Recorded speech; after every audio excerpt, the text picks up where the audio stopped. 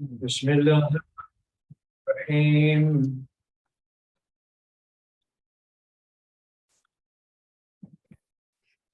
الحمد لله رب العالمين، الصلاة والسلام على أشرف الأنبياء والمرسلين، رحمة للعالمين، أبي القاسم محمد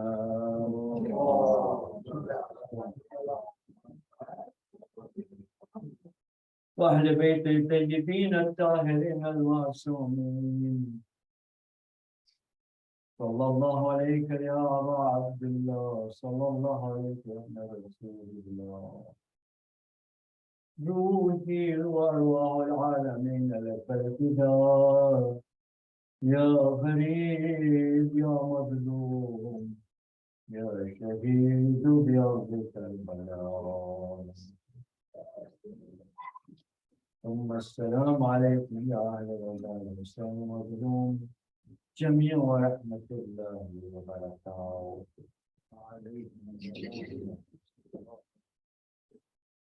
أما بعد، فقد قال الله تعالى في كتابه الحكيم وهو أصدق الصادقين. بسم الله الرحمن الرحيم. لقد كان في قصصهم عبرة لأولي الألباب. صلوات الله.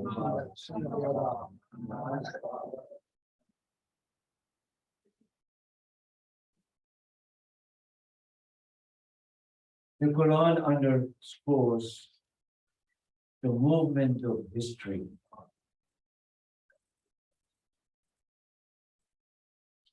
It teaches values in the context of the history.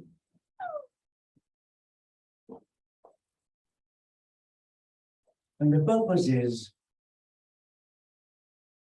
it is only history that can show you how different values and different situations create different narratives and responses. When tragedies happen, when something seriously goes wrong, different cultures have had a different way of approaching it. Some would say this was the work of God. We don't control anything. God controls everything. Al-khayr wal-sharr min Allah.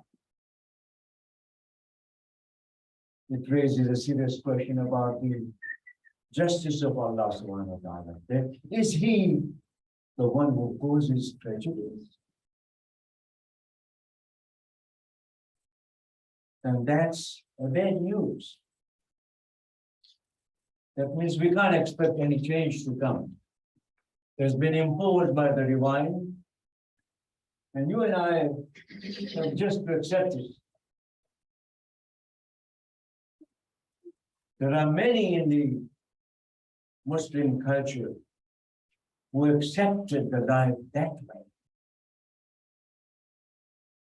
They said everything was determined by Allah subhanahu wa ta'ala. Therefore, you and I could not do anything. No change was expected from us.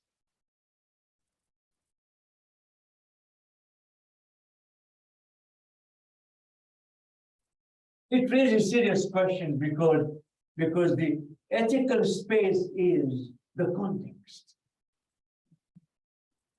If things are determined by nature or things are determined by God, what are we supposed to do? Just submit, surrender, do nothing about it? Or should we learn strategies to fight back the injustices?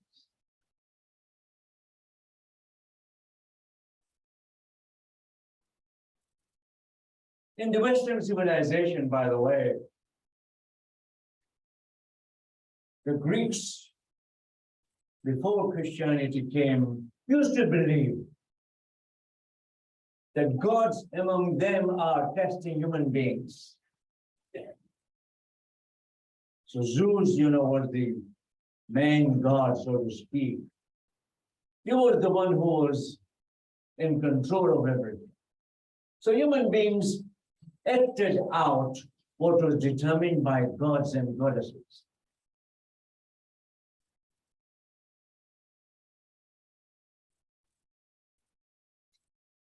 When the earthquake happened in 1875 in Portugal,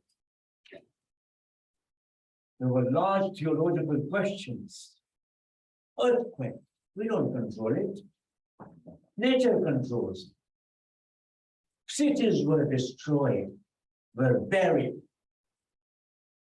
And there was much meditation on how exactly did it happen? What happened? Where did we go wrong as human beings? The answer was no. Whatever happens, happens for the best. Therefore, we don't have to do anything about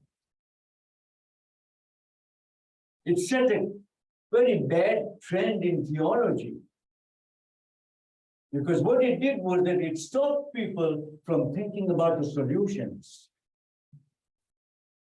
Even now, earthquakes are happening in Japan every day. There's an earthquake, but they have learned to cope with it. If they believe that this is happening by the rule of the nature, then they would not have even thought about it. Why should we build a home that can survive an earthquake? So wherever the disaster happens, in the matters of earthquake, we know what to do now because there are certain areas, that before earthquakes will happen, we won't be able to do anything about it, but there are cities existing just around it. And now we have learned to cope with it. But if we were to follow a theology of predetermination, the things happen wrong because we're helpless. God is making them. Nature is making them.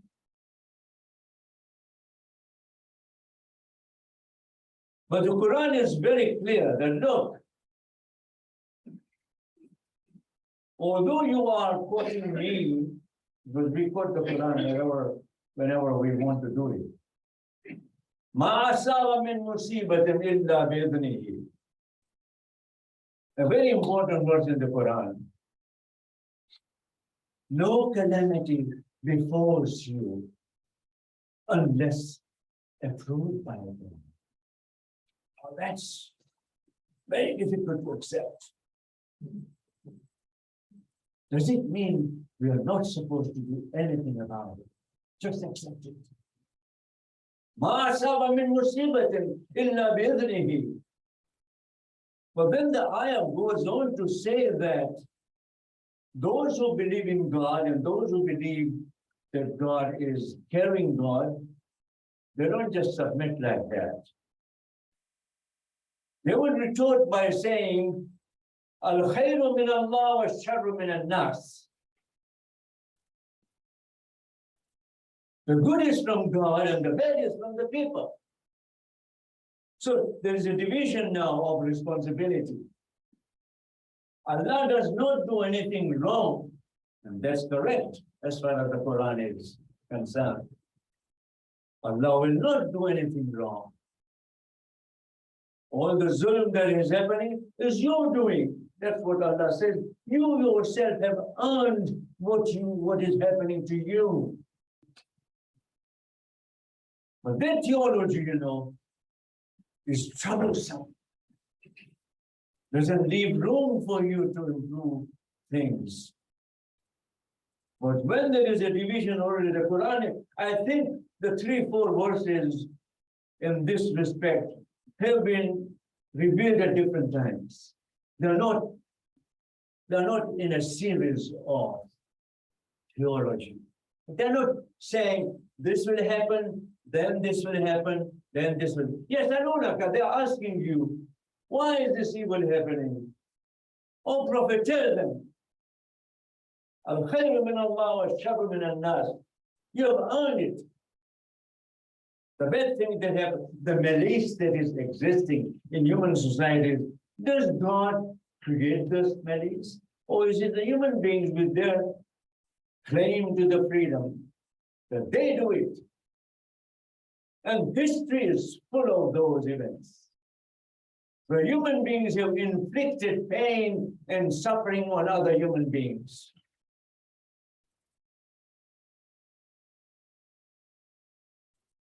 There's one verse in the Quran that is setting the tone of history. Salawat ala Muhammad wa alihi.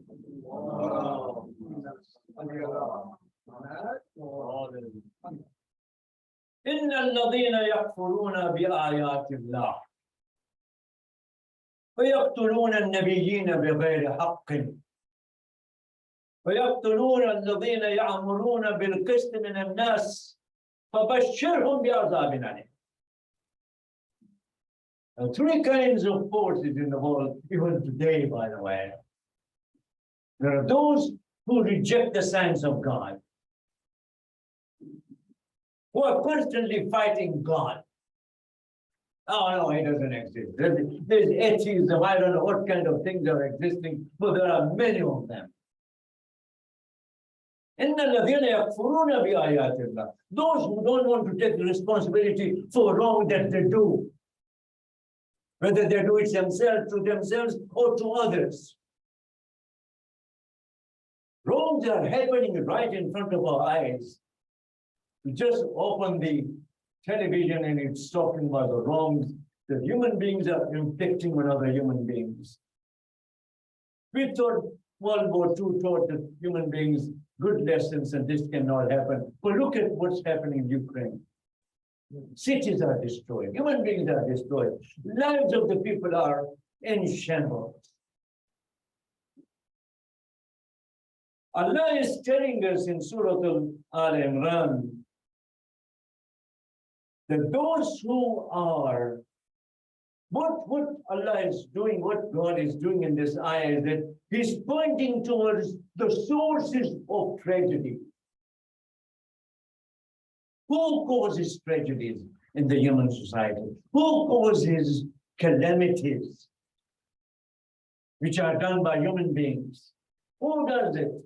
إِنَّ الَّذِينَ يَكْفُرُونَ بِآيَاتِ اللَّهِ. The first source of tragedies is of those who don't believe in God, who are rejecting God. يَكْفُرُونَ بِآيَاتِ اللَّهِ. They are rejecting the signs of God. The second are those يَقْتُلُونَ النَّبِيِّينَ بِغَيْرِ حَقٍّ. They're killing the prophets. We know, and you know, if you read the Old Testament and the New Testament and the Quran, you have so many prophets being tortured, so many prophets being killed. Who is killing them? يَقْتُلُونَ النَّبِيِّينَ بِغَيْرِ حَقٍّ. Unjustifiably, they're doing it. And when they do it, Allah subhanahu wa ta'ala says, that's a cause of further calamities coming on the human society. Human society must watch out. You know what the message is in the Quran? When the wrongs happen, you must stop it. Don't sit quietly when the wrongs happen. Then you are participant in the wrongs that are happening. I'll go further. I have to conclude the lectures. But the last item is very, very important. I would say that's contemporary. وَيُقْتُلُونَ الَّذِينَ يَعْمُرُونَ بِالْقِسْطِ. There are people in the society who say, please don't do wrongs. Please stop the corruption in the society. They get also punished. They also get killed because they are demanding justice should be preserved in the society. Whenever something wrong happens, if you don't speak up, then you are participant in that wrong. You can't say, no, I didn't know, I didn't want to get into the problem. I'm you know how people say, oh, it's nothing to do with me. You deal with it. What the Quran is saying that, wait a minute. يَأْمُرُونَ بِالْقِسْطِ مِنَ النَّاسِ. If you're going to establish justice in the society, if you're going to establish justice in the families, justice in the community, justice in the nation, international, then you will have to realize one thing, that you cannot kill those who are demanding justice from you. There's wrongs being done. And you and I are reading every day our newspapers. You just open the newspapers and something is there. They can't report anything but the wrongs that are being done or being said. The newspaper has a line. And that line, I call it sensationalism. They use stories that are sensational.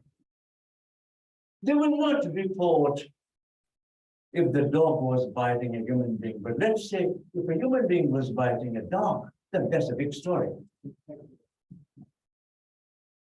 Then that's something strange. So when the wrongs are committed by the wrong party, by the wrong party, you see there is a selection in the newspapers. What to report, what not to report. Sometimes if you open the first page, the story that was supposed to be there is now in the last page, somewhere in the small corner. Because the newsman did not like it. Or the newspaper said, no, this is against our own ideology. We are democratic. We are the ones who do this thing in the right way. And they are the ones who are actually caught red-handed, doing wrongs, reporting bad. See how many nations are being maligned in the newspaper. Imagine how many nations. How many good people get, maligned in the newspapers. Because the newspaper has decided they will not publish in all sincerity with justice. They will lose their market. Nobody will read those newspapers if the rights, the Republicans don't find, something that is in their favor. Well, that's how the politics are played. What I want to suggest very clearly is that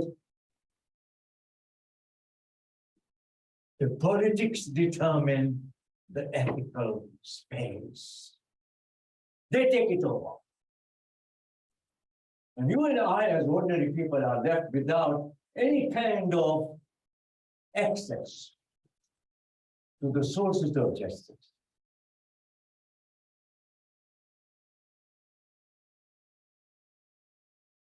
In the pre-modern days, I would say in the 18th century, 19th century, dramas were very important in the theaters. You might wonder why drama is such an important part of the literary production.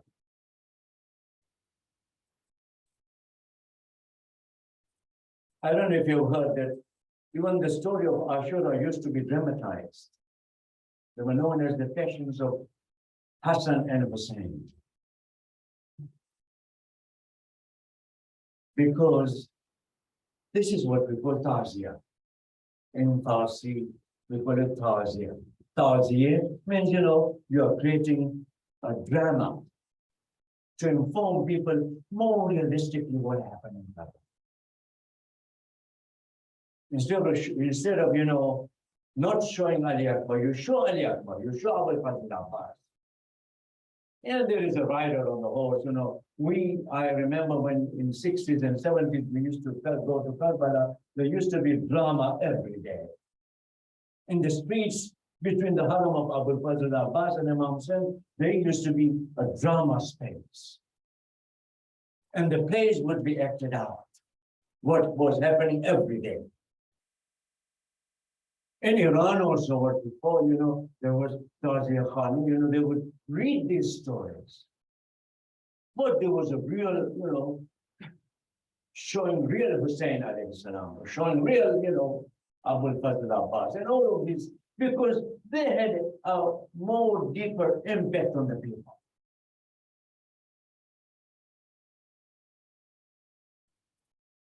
The great philosophers have said quite clearly, by the way, the tragedies should not be forgotten. Listen, Tragedies should not be forgotten. Tragedies should be dramatized and be converted into drama to show the people of the next generation that this is what happened in the history. Why so? What we have been doing all these days, 10 nights in front of you, we've been trying to very hard to show you what happened. Explain to you, give you some introduction, even explain to you why this tragedy happened in this way. The fact is that if you don't show to your generation, to your contemporaries, in drama and literature what has happened, and show them exactly how did it happen, then you're missing the point. Because one of the purposes of remembering Imam Hussein during these 10 nights is to show what happened to him by the wrongs committed by Muslims. Those who came to Karbala were not non-Muslim.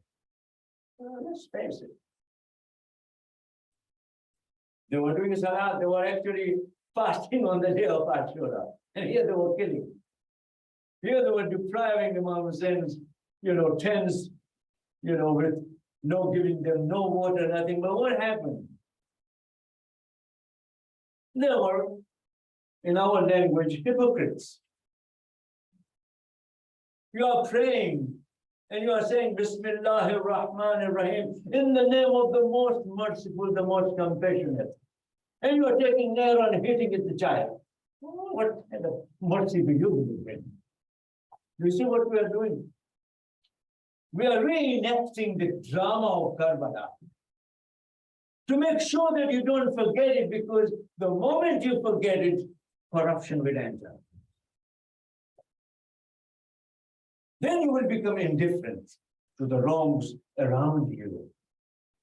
How many times you hear when you heard this, by the way, that when, there is some tragedy that happens quite often, there's a tendency in human beings to make it lighter in their remembrance. And that memory fades away. This is what the psychologists do in order to treat their psychiatrist patients, That's what they say, try to forget it.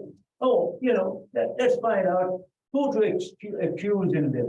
How was your mom treating you? How was your dad treating you? Look, that's the psychologists don't know much more about different cultures. They don't study them. Social science is a problem. They don't go into the depth of your culture in order to understand you and to tell you, look, this is the problem. It's a cultural issue. No. And did your mother, abuse you?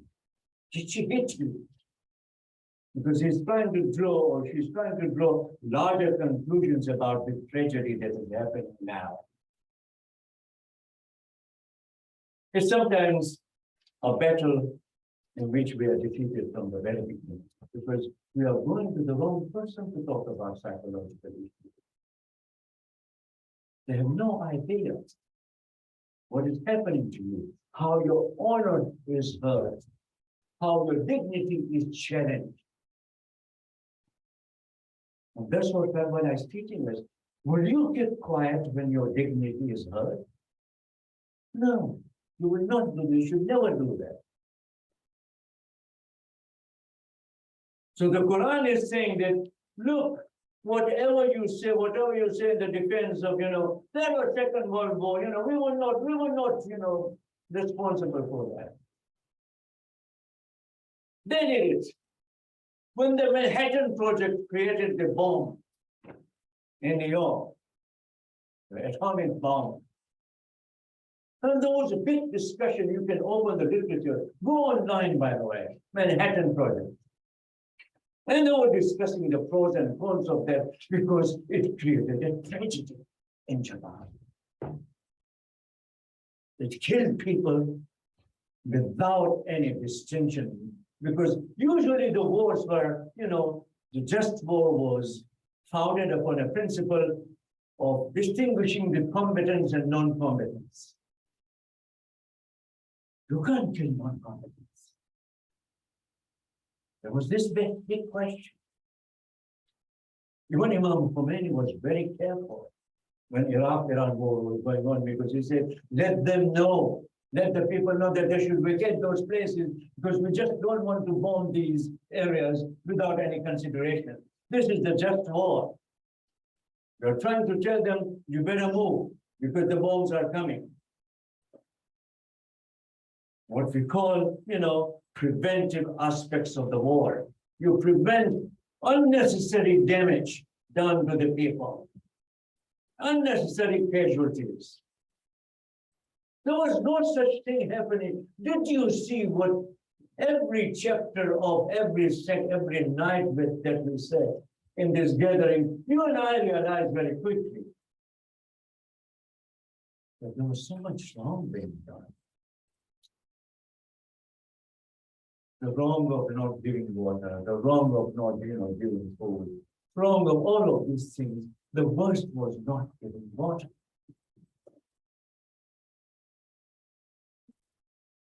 You heard that I said when our Father Abbas went, said, we are going to get the water from Euphrates, from Furat. Oh, you can drink. Oh, we are taking it for Imam. Said, no, he can't drink.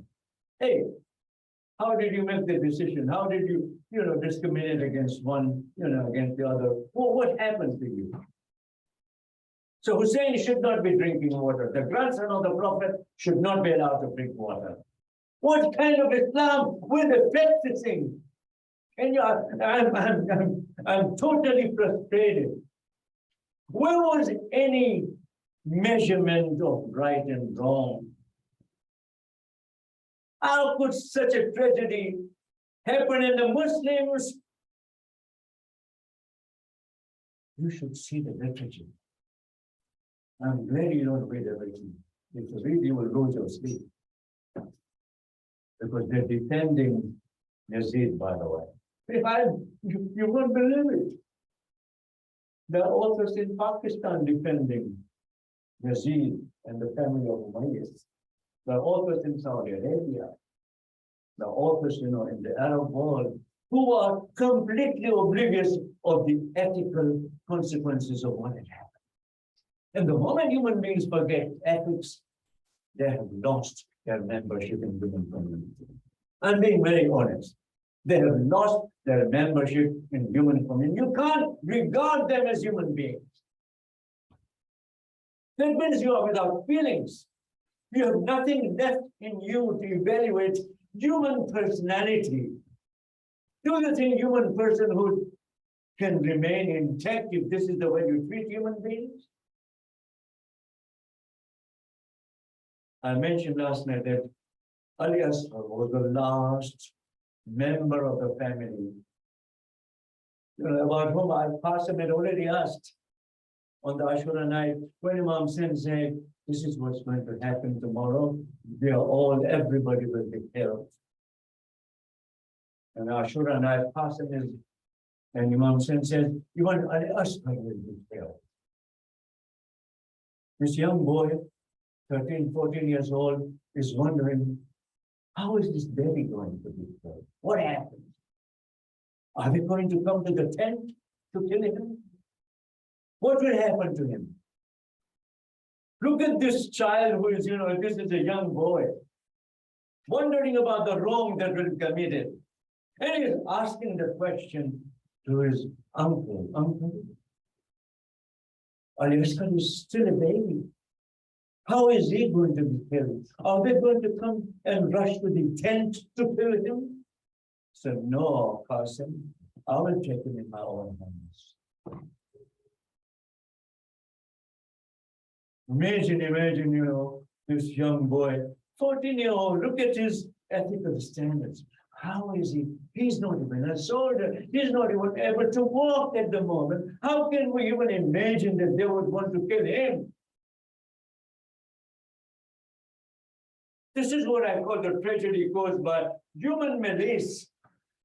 Human beings being bad. This is not what God does. If God wants to punish, he will punish these three groups.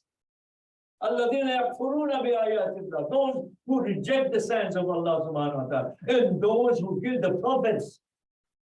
Those who kill the religious leaders who come to guide the humanity. And those who are telling them to be just. يَأْمُرُونَ بِالْقِسْطِ بَيْنَ النَّاسِ. Please act to one, interact with one another in justice. Don't do injustice. Otherwise, you will not be saved. And that azab and alim will come on you. That's what the Quran says very clearly. فَبَشِّرْهُمْ بِعَذَابٍ عَلِيمٍ. Tell them this is what is going to happen to them. Azab and alim will come. And azab is described in the Quran here and there, telling them what will happen.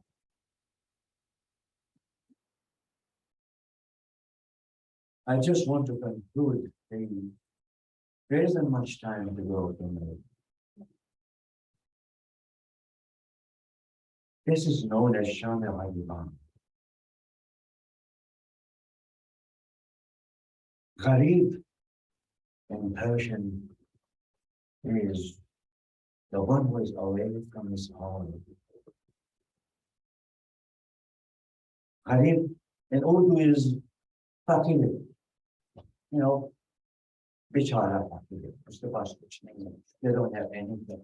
That's how you describe it. Gharib. Bichara gharib hai.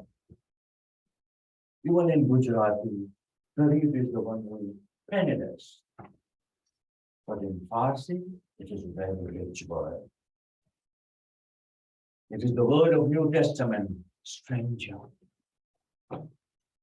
Stranger who is left alone, who has nobody to talk to, nobody to connect with. That's gharib. And Mola is in Karbala, Karbala is not their home. Iraq is not. They have lived in Iraq, by the way. They have come to Kufa with Imam Ali, when Imam Ali was the Khalifa and he had moved to Kufa, his capital. They knew the place. But the situation was that there was nothing left to stop the corruption. That's not corruption.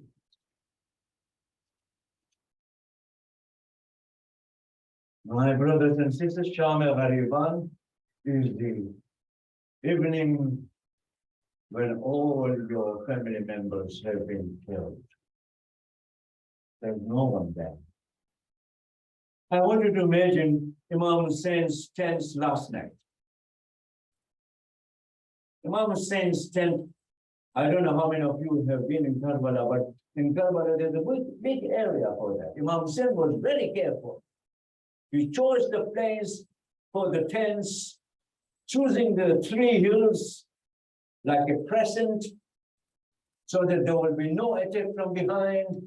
In the front, Imam Hussein had a ditch dug and the dry wood all, filled in so that there will be fire on the day of judgment and nobody will be able to attack them from the front. Look at the strategy Imam is creating. He's worried about his family. What will happen to them? This was last night. And there were these young people all moving, and all supporting, the battle that was coming, because it was already clear that there will be a battle tomorrow. Abbas is moving as a guard. Ali Akbar is moving as a guard. Zainab Salamullah Alayhi is making sure that the children are, properly taken care of. If you go to the Khayma, I went today, the back part of the Khayma had Qasim's tent. His tent was there with his mother on the Farwa. The Sahaba had their tents. They tried to dig the well, by the way, behind the tent, but there was no water to be found. They found the water, it was salty. You can't drink salty water if you are thirsty. No thirst will be quenched. How should I describe this night? The whole night, Ahlul Bayt are reading the Quran, reciting the Quran, doing this stuff, remembering Allah subhanahu wa ta'ala. And a lot of decisions are being made. As Zainab and Imam Hussein are talking to one another. Because Imam Hussein's place was in front and she was in the back. And there was a connection between the two tents. So they were talking to each other. She was in a way a commander. Imam Hussein trusted her. The daughter of Fatima Zahra was already being tested. She cannot bear it. She gets the news on the Taso on the evening of that yesterday. And Imam Hussein is resting in the tent on the sword. His head was on the sword and he had fallen asleep. Yeah, I have not so much mind.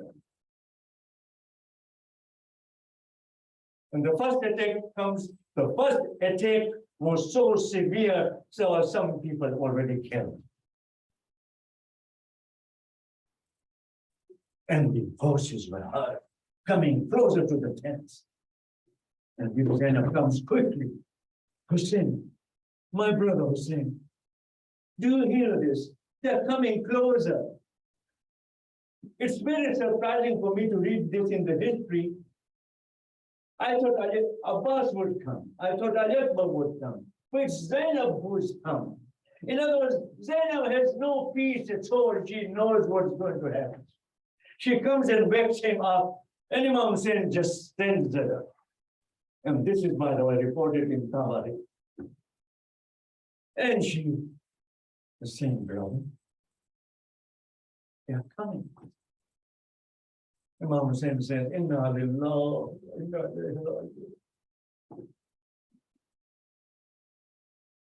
Zainab, I saw grandfather in the dream and telling me, Hussein, you are going to come to us. Imagine Zainab's heart is already sinking. And now she hears Imam Hussein, telling her the news that this is what's going to happen. I'm also going tomorrow. It seems this is the way Imam Hussein is conveying to her. And women, they're far more sensitive. The separation that is going to come is far more going to be difficult for anybody more than, for Zainab al-Kubra and Zainab al-Sughra. Zainab says, is this going to happen? Yes. I want you to be careful. This conversation is in Tabari, by the way. I want you to be careful. What? Please, don't tell your friends. Other women used to do that. They would tear their clothes when somebody died, somebody buried here. Please don't tear your clothes and don't scratch your face with nails. Don't do that. We'll have to bear. Because my children are under your command now. They will be under your command. There is no way to understand what is unfolding in Karbala, brothers and sisters. I can go on and on and on. I want to come to an end now.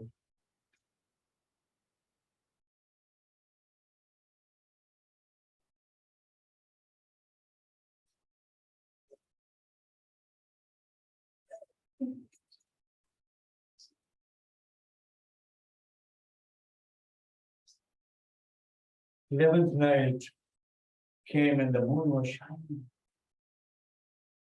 There were no other lights. And the women's tents, everything had bound. There were no tents.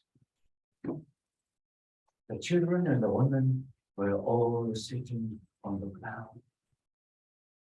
Imam al-Abidin was ill and was being cared about Fatima was so hard and others.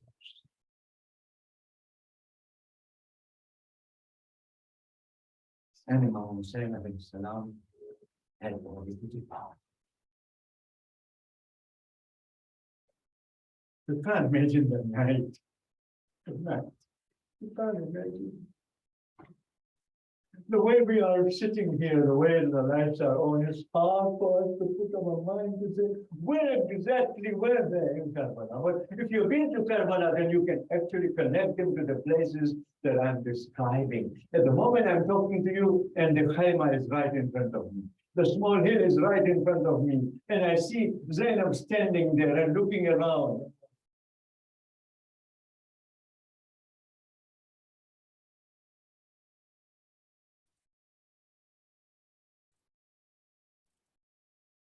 Night was full.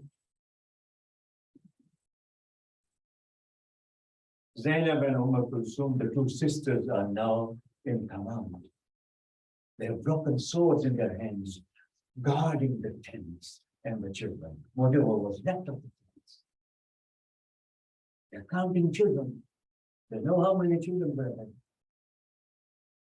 Some children were not to be found. They went in the wilderness, so to speak, found two bodies under the tree in one of the areas closer to them. They brought the babies, the boys back. They were there in there.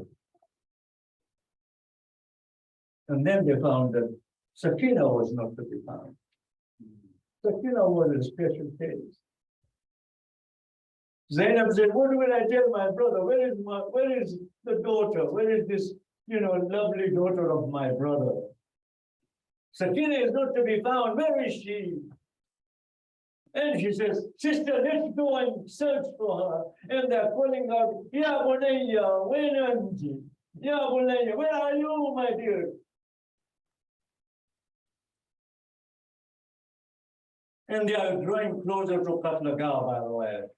If you've seen in Karbala, Katlaga, you move a little down on the hill and come towards the Haram, the Katlaga is there. And they are near there was no building, nothing. And the Katlaga is there, and Zainab sees a child is clinging to a body without hair. There was no hair. Even if she would have seen the body, whose body is she clinging to? There was no recollection where exactly Imam Hussain had fallen. Zainab says, Sakina, whose body are you clinging with? Sakina gets up. She said, I was calling out my father, Ya Abada. Ya Abada, where are you, my father? Where are you, my father? I can't sleep tonight without you. You know how the dear children are dear to their fathers and the mothers, and especially the daughters are so close to their father. And here was Sakina, trying to call Imam Hussain. And he said, I found that this body was calling me. And as soon as I came here, Ya Allah, the hands were open and they clasped me on the chest.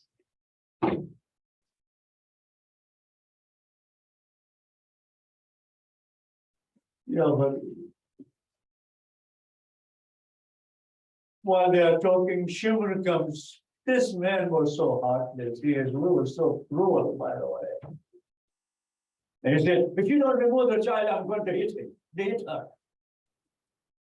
Zainab said to Sakina, please, let's go to the family. And they bring her to the Khaima.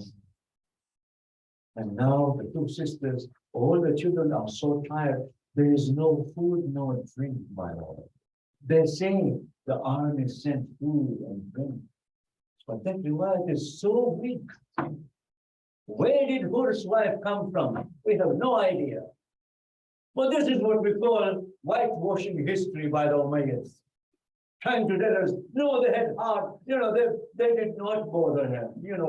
They came there, and in fact, we are told in the riwayat that I was looking just before I came here that Ibn Sa'd came, Umar ibn Sa'd came and said, don't touch this these khaymas anymore. Don't bother them. Let them be here.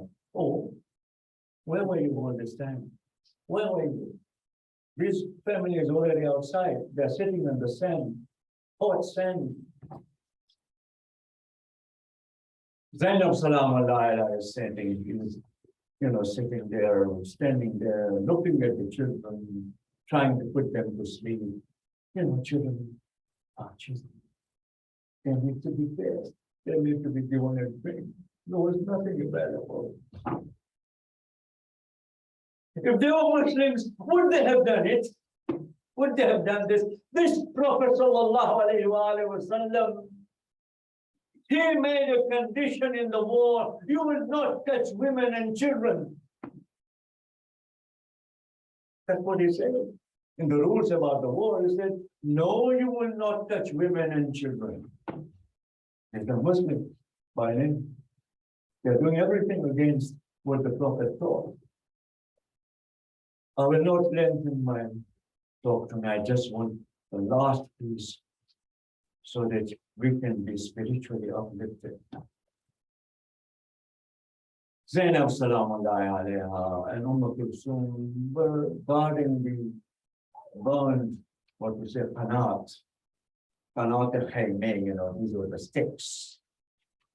And they see a light coming from the direction of Kufa. The direction was known to them because Imam Hussein, in his last battle today, was able to drive the soldiers up to the border of Kufa. They were so afraid of him. Imam Hussein, with all his Muslims, with all his, he was in control at that time. And he attacked those soldiers and they ran.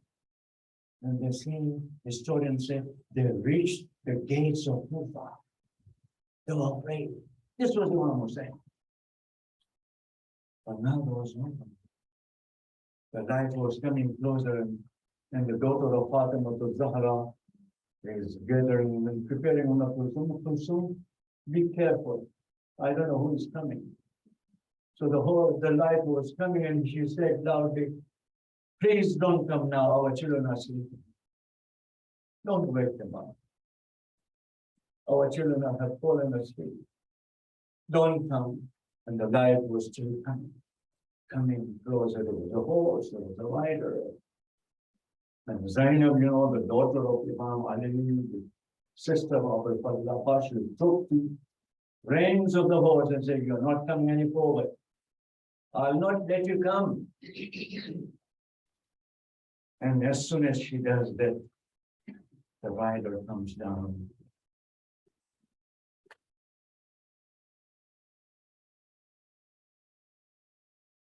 He says, Zainab, your father is here now. You go and rest. I will take charge.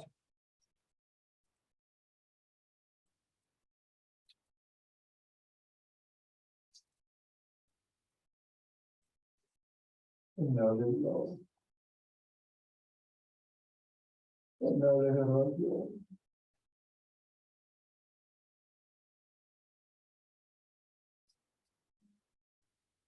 It's the most sorrowful moment in the history of Islam. No such night was seen.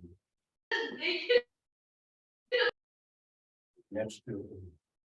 Allah, Ya Hussein, Ya Hussein, Ya Hussein.